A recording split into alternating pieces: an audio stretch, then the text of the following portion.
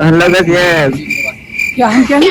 अरे ब्लॉगर भैया भी गाड़ी हाथ डाले दूरी ना भैया एक वो फोटो भेज रहे मांग रहे ब्लॉग बनाई यूट्यूब पर डाल दी से अच्छा भैया यूट्यूब बना रहा है इनके काम करिए हम सब फांसी लगा ले भाई कहूं सारा लगेगा 76 भी हम बता दे रहे हैं बता बैठा इधर बैठा पहले इधर बैठो इनकम टैक्स का बताओ तुम पहले यहाँ पे क्या लेना है बोलिए।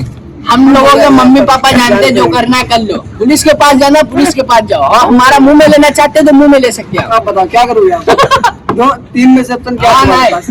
मार खाना है या या मुंह में लेना है मार खाना है जिंदा रहना है या मार खाना है बताओ क्या करना है क्या करना है दोनों में से चूज करा क्या करना है बताओ जिंदा रहना है या मार खाना है बोले बोलेगा आवाज